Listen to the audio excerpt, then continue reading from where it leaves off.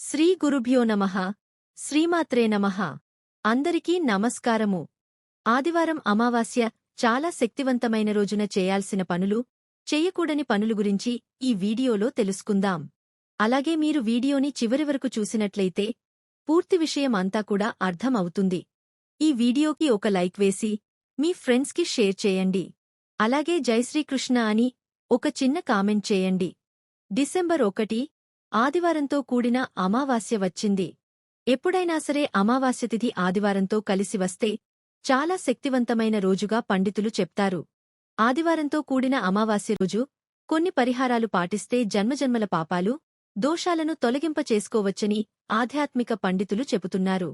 December 1 తేదీ ఆదివారంతో కూడిన అమావాస్య రోజు సూర్యోదయానికి పూర్వమే తలస్నానం చేయాలి.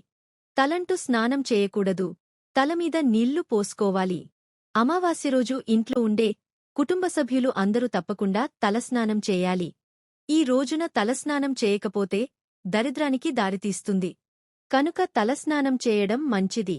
తలస్నానం చేసిన తర్వాత పూజామందిరంలో దీపాన్ని వెలిగించాలి. పూజగదిలో దీపం వెలిగించిన తర్వాత లక్ష్మీదేవికి మిరియపు గంధాన్ని సమర్పించాలి. మిరియపు గంధము అంటే ఏంటంటే ఒక మిరియపు గింజను తీసుకొని దాన్ని నీళ్లలో తడిపి గంధంలాగా అరగదీస్తే మిరియపు గంధం వస్తుంది. ఆ మిరియపు గంధాన్ని మీ ఇంట్లో పూజామందిరంలో ఉన్న లక్ష్మీదేవి చిత్రపటానికి బొట్టు పెట్టాలి. లక్ష్మీదేవి ఫోటో ముందు దీపం పెట్టి పూజిస్తే లక్ష్మీకటాక్షం కలిగి మీ ఇల్లు అష్టైశ్వర్యాలతో తులతూగుతుంది. అలాగే అమావాస్యనాడు పితృదేవతలను స్మరిస్తే వారి అనుగ్రహం మనపై కలిగి సకల సంపదలను అనుగ్రహిస్తారట. అలాగే పూజ చేసుకున్నాక అంటే దీపం పెట్టిన తర్వాత మీ గృహంలో హాల్లో ఒక మూల ఒక గాజు గ్లాసు పెట్టి ఆ గాజు గ్లాసులో నీళ్లు పోసి ఆ నీళ్లలో రాళ్ల ఉప్పు కలపాలి. రాళ్ల ఉప్పు కలిపిన ఆ గాజు గ్లాసు నీటిని హాల్లో గుమ్మానికి ఒక మూల లోపలివైపు పెట్టాలి. ఆదివారం అమావాస్య రోజు అంతా అలాగే ఉంచి మరుసటి రోజు ఆ నీళ్లను ఎక్కడైనా చెట్టు మొదట్లో పోయాలి. ఇలా చేస్తే ఇంట్లో ఉన్న నెగటివ్ ఎనర్జీ మొత్తం బయటకు పోతుంది. కుటుంబ కలహాలన్నీ తొలగిపోతాయి. అమావాస్య రోజున బియ్యం పిండిలో పంచదార కలిపి చీమలకు ఆహారంగా వేయండి. ఇలా చేయడం వలన మన పూర్వీకుల ఆశీర్వాదాలను పొందవచ్చు. వారి ఆశీస్సులతో మన కోరిన కోరికలు నెరవేరుతాయి. అలాగే ఆదివారంతో కూడిన ఈ అమావాస్య రోజు దేవతా వృక్షాలకు అంటే రావిచెట్టు, మర్రిచెట్టు, వేపచెట్టు, జమ్మిచెట్టు వంటి వృక్షాలకు నీళ్లు పోసి దీపం పెడితే చాలా మంచిది.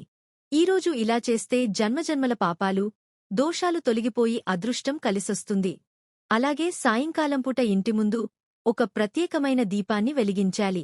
ఆ దీపాన్ని ఎలా వెలిగించాలంటే తమలపాకులు ఇంటి గుమ్మం ముందు ఏర్పాటు చేసి ఆ తమలపాకుల మీద రాళ్ల ఉప్పు పోసి ఆ రాళ్ల ఉప్పు మీద నల్ల నువ్వులు వేయాలి. ఆ రాళ్ల ఉప్పు మీద ఒక కొత్త మట్టి ప్రమిద ఉంచి ఆ మట్టి ప్రమిదలో నువ్వుల నూనె పోసి 2 లేదా 3 వత్తులు విడిగా వేసి దీపాన్ని వెలిగించాలి. సాయంకాలం పూట ఇలా గుమ్మం ముందు దీపం పెడితే ఇంటికి ఉన్న దృష్టి దోషాలు, శత్రుబాధలు నుంచి బయటపడవచ్చు. అమావాస్య రోజున నువ్వులతో చేసిన ఆహార పదార్థాలను దానం చేయడం వల్ల విష్ణువు అనుగ్రహం లభిస్తుంది. అలాగే ఉపవాసం ఉండడం వల్ల పూర్వీకులు మోక్షం పొంది పుణ్యఫలం పొందుతారని మత విశ్వాసం. అమావాస్యనాడు ఆవులకు ఆహారం పెడితే ముక్కోటి దేవతల అనుగ్రహాన్ని పొందవచ్చు. ఆర్థిక సమస్యలు పోగొట్టుకునేందుకు చేపలకు ఆహారాన్ని వేయడం మంచిది. ఆదివారంతో కూడిన అమావాస్య రోజు అన్నదానం చేసినా, వస్త్రదానం చేసిన జాతక దోషాలన్నీ తొలగిపోతాయని జ్యోతిష్య పండితులు చెబుతున్నారు. అలాగే ఆదివారం అమావాస్య చాలా శక్తివంతమైన రోజు. కాబట్టి ఈ రోజు మీకు దగ్గర్లో ఉన్న గ్రామదేవతలను దర్శనం చేసుకుని వీలైతే గ్రామదేవతలకు నిమ్మకాయల దండ సమర్పించండి లేదా గ్రామదేవతల దగ్గర నిమ్మ దీపాలు వెలిగించండి. ఇలా చేయడం వల్ల కుటుంబ కలహాలు, అనారోగ్య సమస్యలు తొలగిపోతాయి. గ్రామదేవతల అనుగ్రహాన్ని పొందుతారు. అమావాస్య అంటే లక్ష్మీదేవికి అత్యంత ప్రీతిపాత్రమైన రోజుగా మన పురాణాలు చెబుతున్నాయి. కాబట్టి అమావాస్య రోజు లక్ష్మీదేవిని పూజించడం మంచిది. ఇంటికి ఈశాన్యంలో ఆవు నెయ్యితో దీపం వెలిగిస్తే ఎంతో మంచిది. గ్రామదేవతలకు ఆదివారంతో కూడిన అమావాస్య రోజు బెల్లం దోసగాని, పులగంగాని, పెరుగు అన్నంగాని నివేదించి దాన్ని అక్కడ అందరికి పంచిపెట్టి మీరు ప్రసాదంగా స్వీకరిస్తే ఆర్థిక, ఆరోగ్య కుటుంబ సమస్యల నుంచి చాలా సులభంగా బయటపడవచ్చు. అలాగే ఆదివారంతో కూడిన అమావాస్య చాలా శక్తివంతమైన రోజు. కాబట్టి నిమ్మకాయ పులిహోర దేవాలయ ప్రాంగణంలోగాని లేదా ఎక్కడైనా సరే 11 మందికి పంచిపెట్టండి. దానివల్ల రాహుకేతు దోషాలు తొలగిపోతాయి, సమస్త శుభాలు కలుగుతాయి. అలాగే ఆదివారం అమావాస్య చాలా శక్తివంతమైన రోజు కాబట్టి దుర్గా ఆలయ దర్శనంగాని, కాలభైరవ ఆలయ దర్శనంగాని, శివాలయ దర్శనంగాని, ఆంజనేయస్వామి ఆలయ దర్శనంగాని ఖచ్చితంగా చేసుకోండి. ఆదివారంతో కూడిన అమావాస్య రోజు ఏ ఆలయ దర్శనం చేసుకున్నా, అక్కడ పూజ చేయించుకున్న ఉత్తమ ఫలితాలు కలుగుతాయి. అమావాస్య రోజున వివాహం, గృహప్రవేశం, నామకరణం మొదలైన శుభ కార్యాలు చేయడం నిషేధం. అమావాస్య రోజున స్త్రీలను, వృద్ధులను, పేదవారిని అవమానించకూడదు. అమావాస్య రోజు వీలైనంత ఎక్కువ మంది నిరుపేదలకు సహాయం చేయాలి. అమావాస్య తిథినాడు బిచ్చగాడు మీ ఇంటికి వస్తే అతనిని ఖాళీ చేతులతో తిప్పి పంపకండి. అమావాస్య రోజు సూర్యోదయం అయ్యేంతవరకు నిద్రపోతే అది దరిద్రానికి దారితీస్తుంది. కనుక సూర్యోదయానికి ముందే నిద్రలేవాలి. అమావాస్య రోజు మధ్యాహ్నం నిద్రపోవడం కూడా దరిద్రానికి దారితీస్తుంది. కనుక అమావాస్య మధ్యాహ్నం ఒక్కరోజు నిద్రించకపోవడమే మంచిది. అమావాస్య రోజు రాత్రి భోజనం చేయుటకూడా దరిద్రహేతువుగా భావిస్తారు. అయితే మధ్యాహ్నం భోజనం చేసి రాత్రి ఫలహారాలను తీసుకోవడం ఉత్తమం. అమావాస్య రోజు గడ్డం తీసుకోవడం, జుట్టు కత్తిరించడం, గోళ్లు కత్తిరించడం చేయరాదు. ఇలా చేస్తే దరిద్రానికి దారితీస్తుంది. అమావాస్య రోజు భార్యాభర్తలు శృంగారంలో పాల్గొనరాదు. అమావాస్య రోజున కొత్త పనులను, శుభకార్యాలను చేయరాదు. అదేవిధంగా కొనసాగుతున్న పనులను నిలుపరాదు.